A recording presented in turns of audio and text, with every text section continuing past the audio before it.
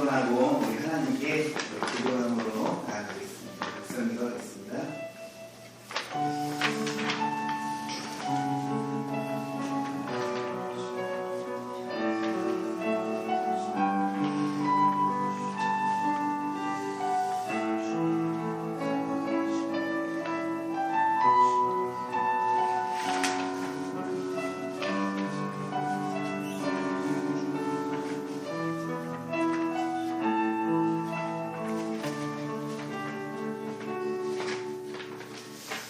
살아계신 우리들의 아버지 하나님 감사드립니다.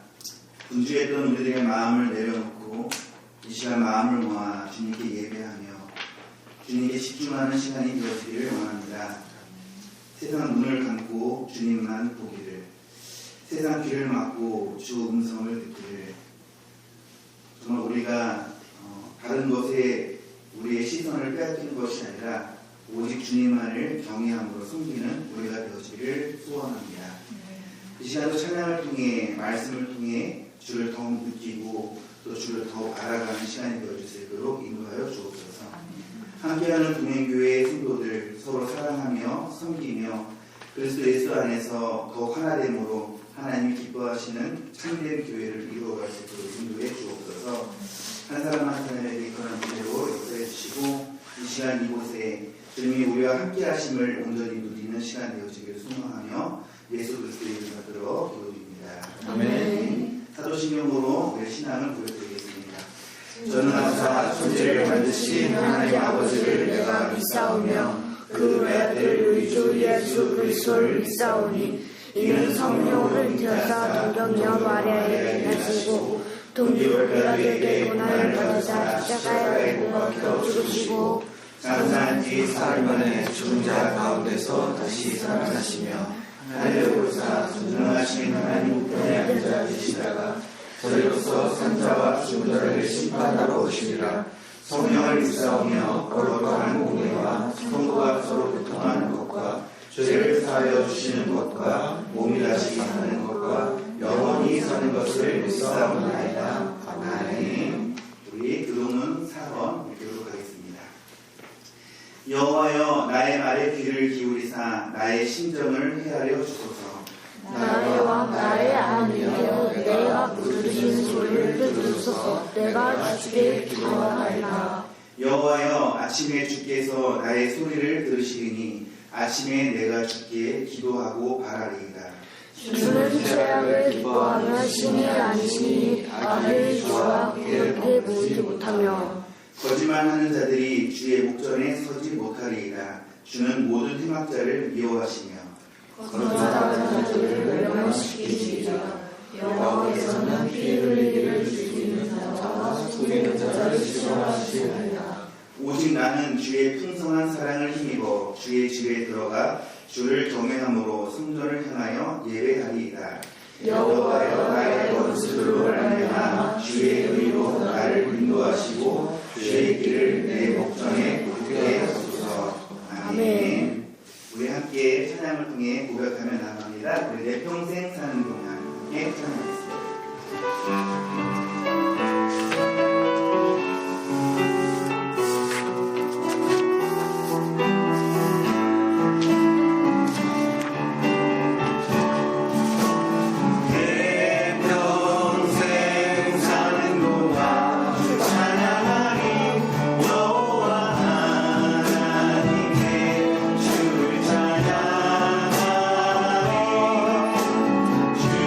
주님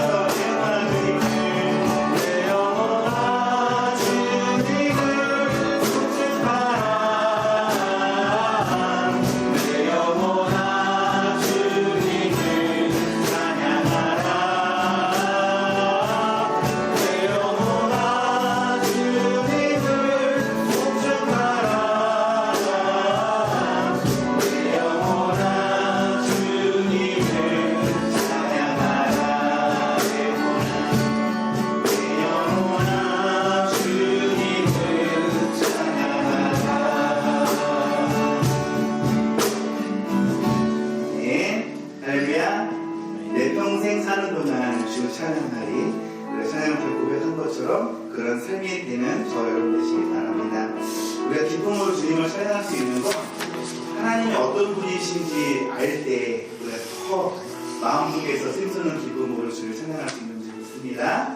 다시 한번 고백할 때 너무나 내게 좋은 분, 찬양하리 영원히 참 좋은 분, 그 선하신 하나님을 기쁜 마음으로 함께 찬양하겠습니다.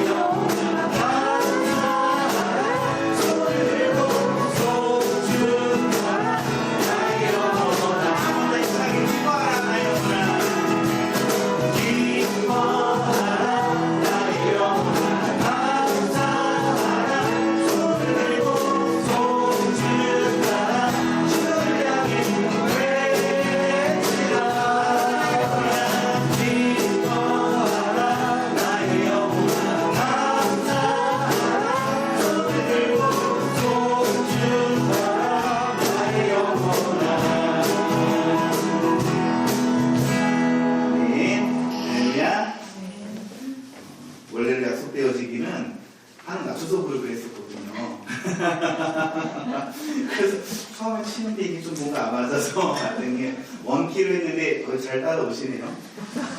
아실 수 있는 걸로. 우리가 함께 고백한 것처럼 범사에 이렇게 손을 들고 주를 찬양하고 또 감사와 또 영광을 올려드릴 수 있는 우리가 되길 원합니다. 다시 한번 찬양의 가사에 우리의 마음을 모아서 기도하는 마음으로 찬양하길 원합니다.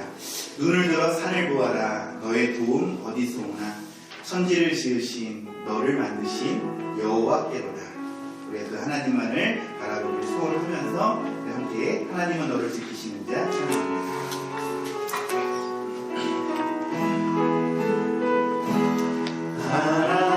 하나님은 너를 지키시는 자 너의 우편에 그를 계시니 낮에 해와 밤에 달고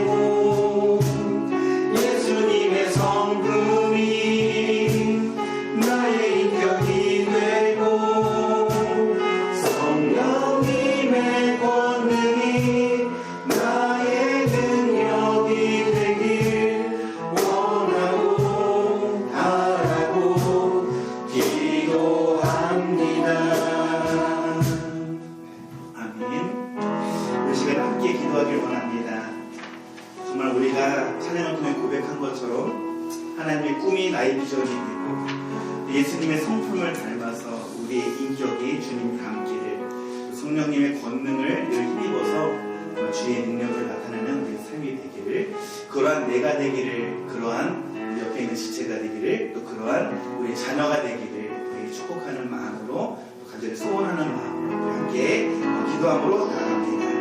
좋으신 아버지 하나님 감사합니다. 오늘 우리 함께 찬송을 통해서 우리 간절히 원하고 바라는 바를 하나님께 기도할 수 있는 은혜 주시니 감사합니다.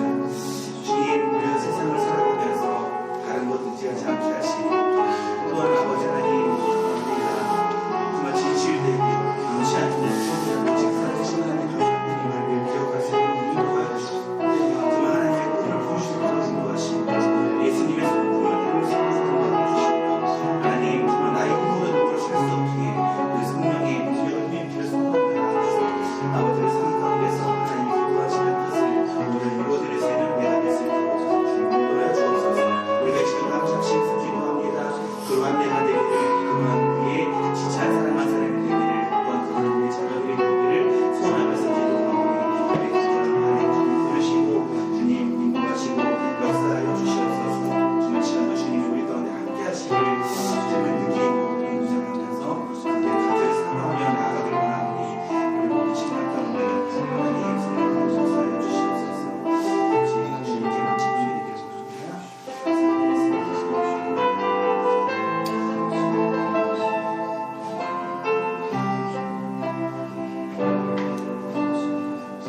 주님 이곳에, 주님 이곳에, 주님 이곳에 우리와 함께 하시네. 나의 몸과 맘 경배드리네. 주님 이곳에 계시네. 사랑하시는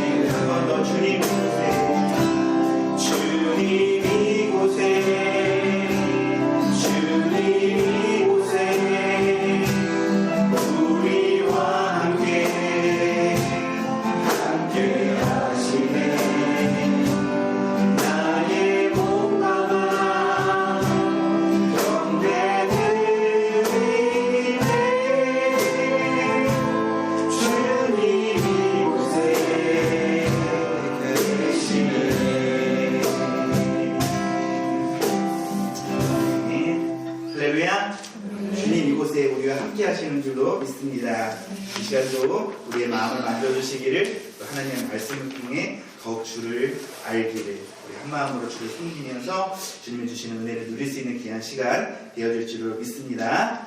아멘. 우리 하나님께 감사와 박수 올려드립니다. 같이 은혜를 나눌 하나님 말씀은 요한계시록 1장 13절입니다. 촛대 사이에 인자 같은 이가 발에 끌리는 옷을 입고 가슴에 금띠를 띠고 아멘. 사도 요한이 뒤에서 마팔 같은 큰 음성을 들었고 무슨 소리가 뒤에서 나니까 무의식적으로 본능적으로 뒤를 돌아다 봤고요. 첫 장면이 뭐였죠? 금 촛대를 봤다고 했고 두 번째로 본 광경이 오늘 우리가 봉독한 말씀 되겠습니다. 촛대 사이에 누구요? 인자 같은 이가 계셨습니다. 인자는요 한자어인데 사람의 아들이라고 하는 의미, 사람 인자에 아들 자자 써서 사람의 아들 같은 분, 표현이 좀 생경하죠. 사람의 아들, 그냥 사람과 다른 표현이 아니에요. 그냥 사람이라고 하면 되는데 굳이 사람의 아들이라고 했고 그냥 사람의 아들이라고 하면 되는데 거기에 같은 분이라는 표현을 사용하고 있죠. 사람의 아들과 같은 분이라고 한 이유는 뭐냐? 사실은 사도 요한이 그분을 보았을 때 그분이 누구인 줄 알았어요. 예수님인 거 알았습니다. 그래서 자기가 본 광경을 예수님이 계셨다, 내지는 주님이 계셨다, 하나님의 아들이 계셨다, 그리스도가 계셨다 이렇게 표현할 수 있음에도 불구하고 굳이 사람의 아들과 같은 분이 거기에 서 계셨다 라고 굳이 이렇게 어색한 표현을 사용한 이유는 그 광경을 신학적으로 해석을 해서 이런 거야 라고 우리에게 설명을 해주고 있는 거예요. 이 표현은요 다니엘서 7장 13절에 나오는 표현입니다. 제가 이 본문을 읽어드릴 텐데 내가 또 밤 환상 중에 보니 인자 같은 이가 하늘 구름을 타고 와서 옛적부터 항상 계신 이에게 나아가 그 앞으로 인도되매 여기에 보시면 인자 같은 이라고 하는 표현이 사용되고 있어요. 다니엘이 이 인자에 관한 환상을 보기 전에 그 앞서서 네 가지 짐승에 대한 환상을 보게 됩니다. 다음 페이지 넘겨주시면 다니엘이 본 환상에 네 가지 짐승이 나오는데 첫 번째 짐승은 뭐예요? 사자예요. 사자인데 뭐를 갖고 있어요? 날개를 가지고 있죠. 사자도 되게 용맹하고 특별히 힘이 센 짐승인데 거기에 날개를 가졌어요. 그리고 두 번째 짐승을 봤더니 뭡니까? 곰인데 입에 갈빗대 3대가 있고 세 번째 짐승은 표범인데 머리가 별이 5개가 아니라 죄송합니다. 머리가 4개 있고 날개가 4개가 있어요. 그리고 마지막 짐승이 가장 포인트가 주어져 있는데 아주 무섭고 아주 강한 짐승인데 뿔이 몇 개? 뿔이 10개고 이가 강철로 되어 있는 아주 특별히 무서운 짐승, 이렇게 4가지 짐승에 대한 환상을 보게 되는데 이 짐승은 뭐를 상징한다?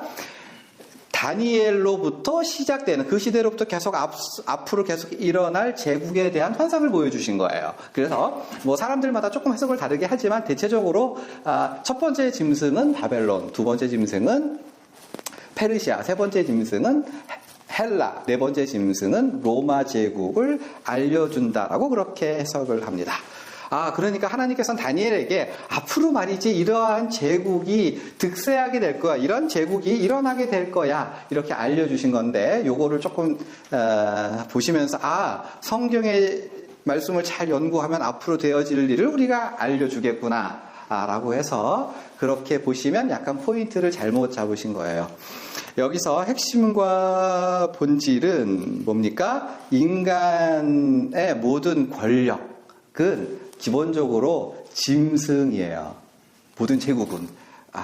사람의 보기에는 그래 바벨론보다는 페르시아가 낫고 페르시아보다는 헬라가 낫고 헬라보다는 로마가 좀 낫겠지라고 생각할 수 있지만 그러나 이 모든 제국의 기본적인 본질은 뭡니까? 인간을 먹잇감으로 하고 인간을 수단으로 여기고 인간을 전리품으로 하고 인간을 갈아 넣어서 그렇게 해서 유지되는 것이 바로 제국의 본질인 거를 알려주는 거죠. 사람의 입장에서는 곰에 찢겨주거나 사자에 물려주거나 짐승의 먹이가 된다는 점에서는 다르지 않아요. 우리는 저들의 먹잇감. 그런데 마지막 5번째로 본 환상의 그 나라는 어떠한 나라? 구름을 타신 사람과 같은 분이 하나님 앞으로 모셔져서 그분에게 영광과 존귀와 권세를 받으셔서 그분이 나라를 세우시고 그분이 통치하시는 나라가 하나님의 나라다. 그 나라는 사람을 목적으로 하는 나라다. 이전에 짐승의 나라는 사람을 갈아먹지만 이 나라는 그 나라의 주권자가 사람의 아들인 까닭에 사람을 목적으로 하고 사람을 행복하게 하고 너희를 주인공 되게 하는 나라가 바로 하나님의 나라야. 그래서 너희는 이 땅의 제국에 소망을 두지 말고 그 짐승이라고 하는 제국이 너희를 구원해주고 너희를 잘 살게 해줄 거라고 착각하지 말어. 오직 하나님의 나라, 너희가 잘 살 수 있는 나라, 너희가 행복하게 살 수 있는 나라는 하나님 나라밖에 없어 라고 하는 메시지를 주고 있고, 사도 요한은 바로 그러한 개념에서 그 인자와 같은 분이라고 하는 표현을 여기로 끌어와서 예수님을 표현하고 있는 거예요. 요한이 살던 시대는요, 어떠한 시대냐 하면 현대 학자들은 이 시대를 팍스 로마나라고 합니다. 그러니까 로마가 가장 안정되고 가장 영광을 구가했던 시대라고, 황금기라고 평가를 하고 있어요. 그 이전에 어떤 제국도 완성하거나 이루지 못했던 평화와 번영의 시대였습니다. 이렇게 보시면 현대까지 미치는 굉장히 큰 영향력을 로마는 가지고 있어요. 정치, 경제, 문화, 군사, 법, 특별히 법 같은 경우는 현대의 법이 로마의 영향을 많이 받았다고 말할 정도로 모든 분야에서 눈부신 발전과 안정기를 누리던 시대였고, 그리고 그 로마는 이전에 바벨론이나 페르시아나 알렉산더 제국과 비교할 수 없을 정도로 너무나 탁월하고 너무나 특별해서 그 나라가 영원히 무너질 것 같지 않았어요. 그리고 그 강력한 제국은 모든 시민들에게 행복과 즐거움과 저들의 복지를 책임져 줄 수 있을 것 같았어요. 그래서 사람들이 어떻게 생각했어요? 야, 너희가 조금만 더 황제에게 충성을 다하고 이 제국의 번영을 위해서 열심히 노력을 한다면 진짜 우리는 행복하게 살 수 있어. 그런데 너희 기독교인들 뭐 하는 거야? 황제에게 무릎 꿇지 않아. 우리 공동체가 한마음 되기 위해서 그렇게 즐거움을 누리는 이 풍조에, 이 체육대회에, 이 연합집회에 왜 참여하지 않는 거야? 너희끼리 모인다 그러고 왜 우리가 하는 거에 참여하지 않아? 너희는 사회의 암이야. 너희는 죽어 마땅해. 그렇게 살지 말어. 그러면 안 되는 거야. 그래서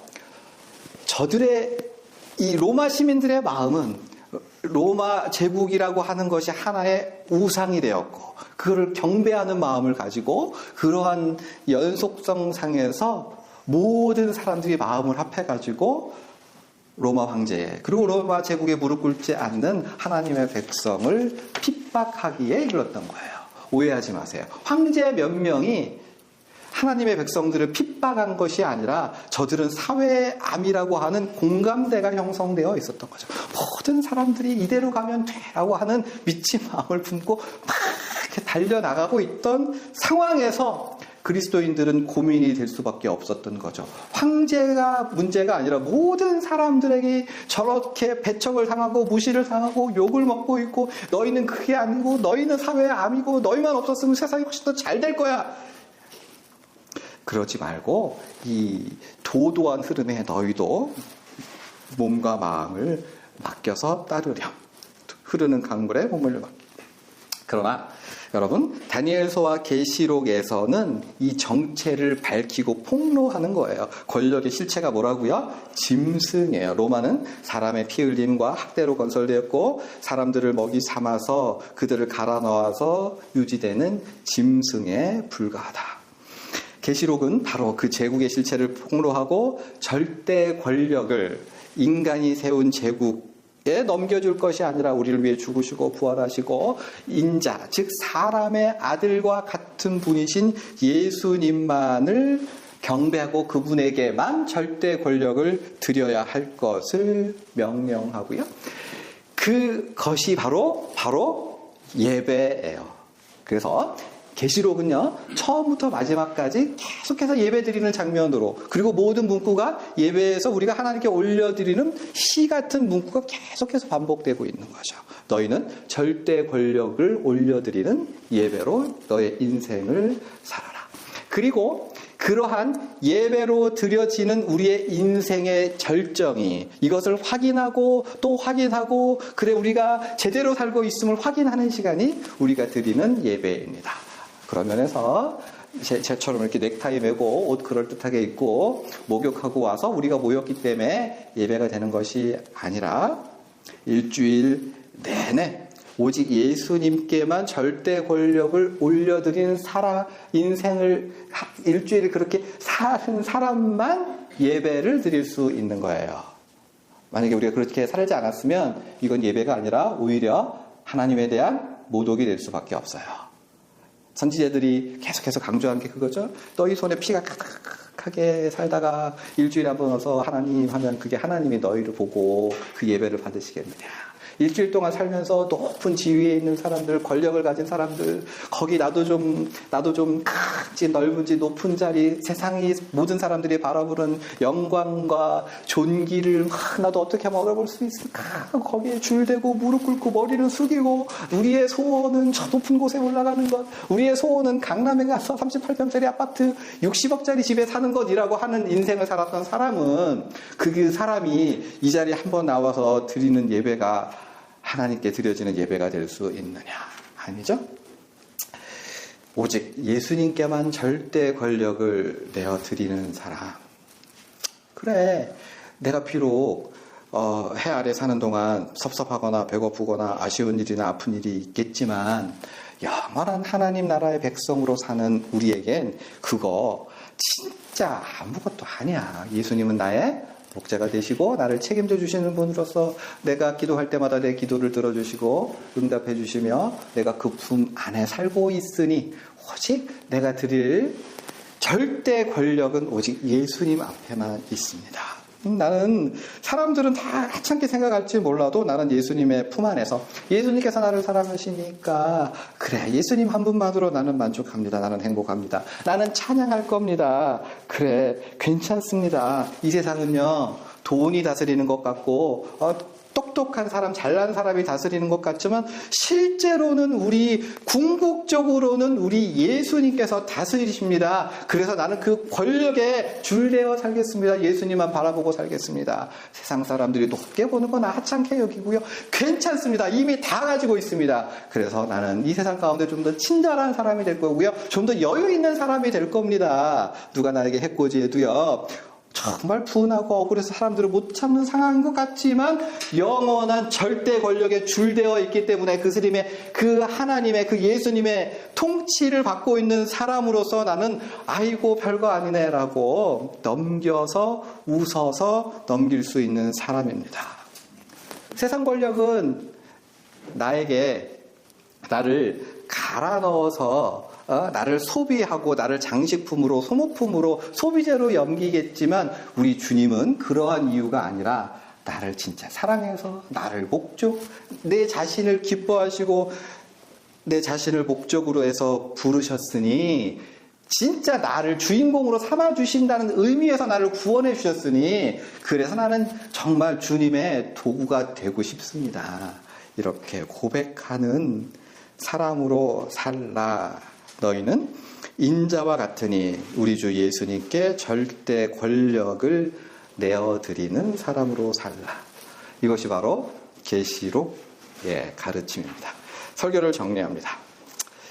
사랑하는 여러분, 우리의 예배는요, 뭐죠? 세상 사람들이 경탄해하고 바람하지 않는 모든 권력에 저항하고 오직 하나님 한 분에게만 경배와 존귀와 영광을 돌려드리는 거예요. 마음을 다잡읍시다. 사랑하는 여러분, 우리의 마음을 헛된 것에서, 허황된 것에서 마음을 돌려서 오직 한 분 하나님에게만 무릎 꿇는 저와 여러분 되기를 바랍니다. 기도하시죠.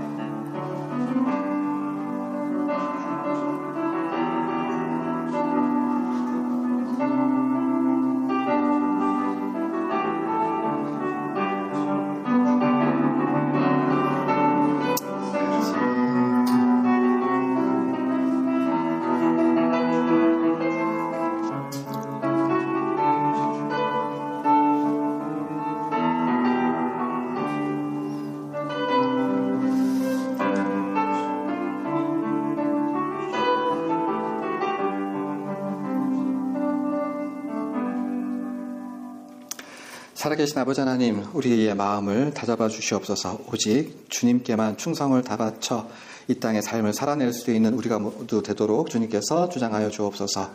살아계신 예수님 이름 받들어 기도하옵나이다. 아멘. 하늘에 계신 우리 아버지여, 이름이 거룩히 여김을 받으시오며 나라가 임하시오며 뜻이 하늘에서 이루어진 것 같이 땅에서도 이루어지이다. 오늘 우리에게 일용할 양식을 주시옵고 우리가 우리에게 죄 지은 자를 사하여 준 것 같이 우리의 죄를 사하여 주시옵고 우리를 시험에 들게 하지 마시옵고 다만 악에서 구하시옵소서. 나라와 권세와 영광이 아버지께 영원히 있사옵나이다. 아멘.